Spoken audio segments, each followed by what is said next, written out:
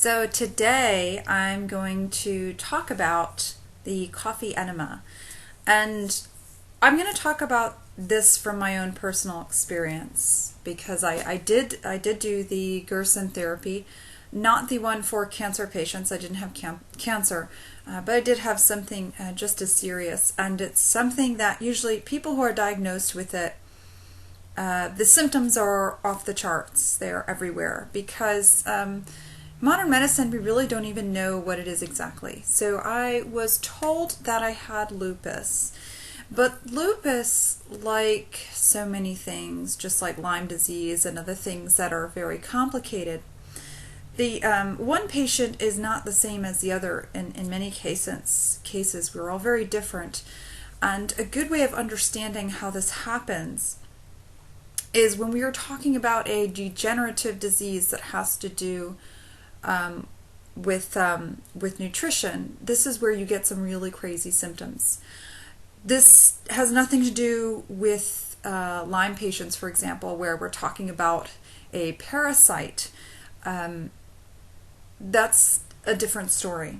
When you're talking about parasites, just having a healthy body is often not enough. Parasites are very normal occurrence in the natural world.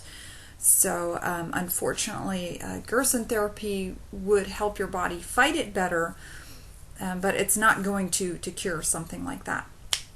So with that said, let's talk about what it does take care of.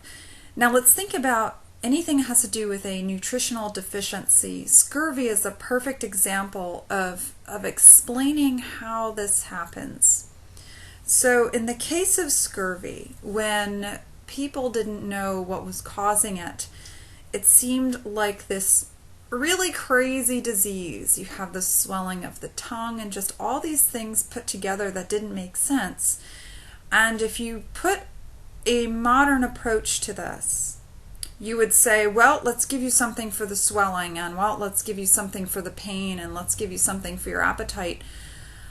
In the end, the patient may not have so many symptoms, but they will eventually die of the disease, right? So what is the disease? The disease of scurvy, right? And I'm using quotes because today we know what causes it. It's a severe deficiency in vitamin C. Now, vitamin C, I'm not saying, everyone needs to take the isolate. What cures it is the whole food form. Scurvy was happening in sailors because they are out to sea and they have no access to fresh fruit and many of the vegetables that contain natural C. So this is how they were getting it. It's a deficiency, okay? But we could easily take care of the symptoms, but you would still die of scurvy, okay? So in my case with lupus, I was dying of a deficiency. I just didn't know what it was. I couldn't take a supplement because doctors don't know what it is. And it's usually you have a combination of symptoms, just like with scurvy, that don't really point to the culprit. It doesn't make any sense. And so it's very hard to take that approach in treatment. All they can do is take care of your symptoms, give you painkillers, and in some cases, they're even giving radiation, which is just terrible because we know that radiation kills. Okay, so we already know this. When a patient is given radiation, it basically means that the doctor has given up and is trying anything and everything because it's a last resort, and we know what happens. And so it's a really bad sign when we start giving people a treatment that we know kills. Okay, so how does this have anything to do with the coffee enema? You are looking at this video because you already know the health benefits. You already know that it is a liver detox, and the liver, being an organ that cleans your blood, has amazing healing powers. People who are hospitalized who get a blood transfusion, like that, turn back around and are magically healthy again. It's not magic. Their blood got cleaned with someone else's blood, which, has its own problems. It can be rejected. You have to have a donor, blah, blah, blah, blah. Okay. So why do a transfusion when you can do it yourself in a way? You can clean your own blood. It's your blood. You know it won't be rejected, and you can do it in the privacy of your own home. Perfectly safe, not harmful. You won't contract any kind of illness because of catheters or anything like that. So you just don't have all of the problems that come with these modern methods. So in my experience, okay, I'm given this death sentence by modern medicine. And instead of accepting that, I went online and I learned everything I could about the body, how it works and how it defends itself. In the end, you have multiple systems. We like to refer to the immune system as the all-knowing, all-seeing defense of the human body, but it really is so complex. You have no idea. A big part of my therapy was, of course, eating clean, because what good is it if you're cleaning a filter if you're just going to fill it with junk again? So it's this two-part approach of only taking in clean food that works with your body and boosts your immune system, and of course cleaning out any debris that was left over from your previous diet lifestyle. Okay? So the coffee enema, how is it working? It's complicated in explanation, but basically the caffeine, when taken rectally, has an effect on the liver. It causes the liver to let go of everything it has that it's holding on to in terms of toxins, things that it's not sure what to do with, and it just holds on to, releases it into the bowels with the intention of expelling it. So without the caffeine, you don't get the therapeutic effects. So the caffeine is essential. Ingesting caffeine normally has a complete reversal effect. It does not work the same because now it's going through the digestive tract. Okay, so let's keep it simple at that. Opposite effects. You will feel very relaxed, and I felt an alignment, and it's the best way I can explain it. I just felt like everything was running perfect. I was just in complete relaxation. Everything felt great, and it was almost a body high, but not really. But that was the feeling. It was just a very good feeling and aligning, and just the sense of hearing the perfect engine hum. It was a beautiful experience. So this is the exact opposite of what caffeine does when you ingest it. It creates the jitters. It makes you a little bit crazy. You're a bit of a zombie. Your mental processing isn't there, but your physical, your body's moving, but your mind isn't really working. It's not sharp. So it makes you a bit of a zombie. It's the complete opposite effect. So don't think of coffee the way you're thinking in terms of the enema. Okay? So this is therapy. It's different. Now, when you take the enema, this is what I've found, and it seems that no one's really talking about this part. I find that meditation is the best way to cope. And I say cope because it's a very strange thing. This isn't built into society in terms of enemas. Okay, so it's something where we all think of it as a one-way street, and sometimes that mental block can keep you from doing what you need to do. So I found that laying on my side was a great way of being able to relax. When you're flat on your back or flat on your stomach, you feel a little bit defenseless, like you're just kind of left. But when you're on your side, you feel like, if you had to get up quickly, you could crunch and get up. You feel more secure in that position, I find. Also, I always do it in the bathroom with a towel on the floor right next to the commode, so that and it's not that you'll have an accident, but peace of mind. These are mental blocks that we need to get past. The mental block of, am I doing the right thing? And, well, what if I can't hold it? What if I fail? Is there a backup? So, although some people feel more comfortable in the tub, I find that on the floor right next to the commode is perfect for me and comfortable. I play soothing music and I just relax. Now, if you don't have your coffee heated up thoroughly all the way through, Now, you don't want it hot. You want to be able to put your finger in and hold it, on the warm but not jacuzzi. You don't want it hot. You want it warm, because remember that your body's already warm. So it's going to multiply the temperature. So you're going to add warm liquid already to a warm body, and it's going to have a little bit more of a warming effect. So if it's already pretty hot, it's going to be too hot when it goes in. You'll feel that immediately. You won't be able to, and please don't. If it's too cold, you will also feel it. Cold liquid going into your body like that can drop your core temperature, so you might start to shiver. So just be mindful. You don't want to pull leftover coffee that you've made from the refrigerator, put it into the enema bucket, and then in it goes. I don't think you would have hypothermia, but it will be very uncomfortable. Your muscles will tense and you will be cold. So it's just unpleasant. There's really no reason to do that. Keep it warm. Once I heated it up and there was a cold spot in the middle, and I felt it.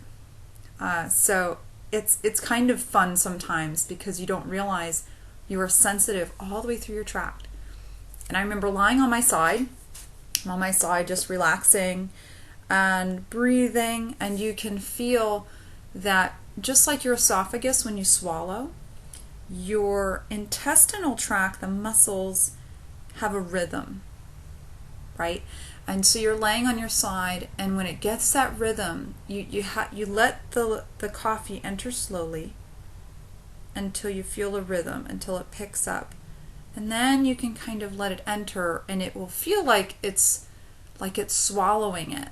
So it'll just do this undulating feeling, and it's very relaxing as it's this wave going through, and it's very comfortable.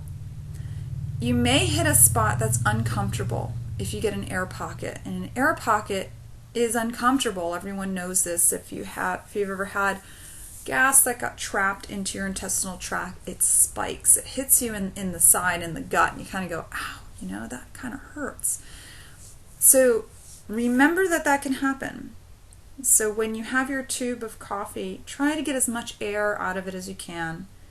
It's not going to hurt you. It'll just be uncomfortable if you push an air bubble into your intestine, right? So that translates as trapped gas, and it'll hurt a little bit.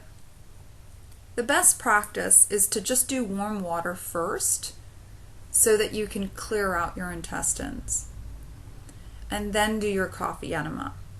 You can do your coffee enema straight, but keep in mind that you want maximum absorption into the walls of the intestine. And if all of your coffee is being absorbed into the plant matter that's in there, then it's really not that effective. So it's best to clear everything that's in there out, and then lay down and do your therapy. Hold it in for 15 minutes if you can. I think the first time I held it in for 8 and I just couldn't hold it any longer. Every ounce of my instinct and my mental ability was telling me to evacuate. Get it out, get it out, get it out. But that's because it was my first time doing it. After a while, 15 minutes will roll by so fast, and I would stay there for 20 minutes just because I got into a good rhythm. I was relaxed and just taking a nap, and I just wanted to stay like that. So don't be discouraged by your first time. The first time is a huge learning curve. This is very new to you. Society doesn't talk about it. It's not widely accepted. And so you have a lot of battles to fight in your mind. Okay? So after that point, it gets easier every single time. The more you do it, the easier it is, the better you feel. When I was doing my therapy, I had to do it twice a day. But I reached a point to where I didn't feel a difference anymore. And that's when I knew I had been detoxed and I was clean. And every now and then, if I feel maybe I'm getting sick, maybe I'm coming down with something, I'll do it. Just as a preventative measure, just to clean things out. But you will notice a difference. when you have a lot of toxins, you will feel amazing afterwards. When you're very clean, if you have been plant-based for many years, for example, and you've been whole food plant-based, you probably won't notice anything because you're already running clean. If you were maybe, for instance, a processed food vegetarian, you will notice a difference. So it just depends on what you've been eating, what you've been taking in, sometimes your exposure, your environment. If you're working in maybe construction, an environment that has a lot of toxins, you're surrounded by painters often, you're surrounded by a lot of toxic things, paint thinners for instance, you may notice a difference, even if you are eating clean. The point is, this therapy will not hurt you. You have nothing to lose. It won't hurt you. It will only help you. And if you feel nothing, then it's a good sign that you are already very clean and your liver is working properly. So really, you should just try it. I think when I first did it, I just got the cheapest thing I could find, $5 I think it was on Amazon for a bucket and a tube. It's not the best, but at that time I didn't have any money. I'm on this therapy that made me 100% organic, plant-based. So I was just under a lot of stress, worrying, fearing for my life. This is a whole new thing. It's all different. I'm a little bit scared. So sometimes you don't want to splurge on certain items because half of you is thinking of escape. What if this doesn't work? Am I investing in something that I'm not going to stay with? At this point in my life, I would definitely get a better setup. And I know sometimes they're hard to find, but if you just want to try it, a $5 investment is nothing. Just be sure the coffee you use is always organic. You do not want to put something into an unfiltered system, being your intestines, okay? There's no filter before that. It goes straight into you, straight to the bloodstream. You don't want to put something in there that has been sprayed or treated with chemicals. Bad idea. Bad, bad, bad. We are trying to get rid of toxins, not reintroduce them in a new way. Okay? So with that said, I think you have really everything you need to know other than the recipe. And you can find that online. I'm not going to go into how to prepare the coffee, but it's a simple thing. At this point, I just do it without thinking. I just don't measure anymore. I eyeball it. So I'm not going to go into that. I just wanted to get the message out on the mental clarity and sticking with it and knowing what you're doing. And there is a community out there. There are people to talk to if you have more questions. If you think you have a unique experience, you really don't. We've all gone through it. We just forget to mention it sometimes. So I hope this was helpful, and I really hope that you try at least that part of the therapy, if not the entire therapy, of trying to eat as much raw plant material as you can. With minimal cooked things is always the best way to go, and of course extremely low fat. So try to get your fat from your whole foods, your nuts, your seeds, that sort of thing. But don't beat yourself up if you do take a little bit of refined oils.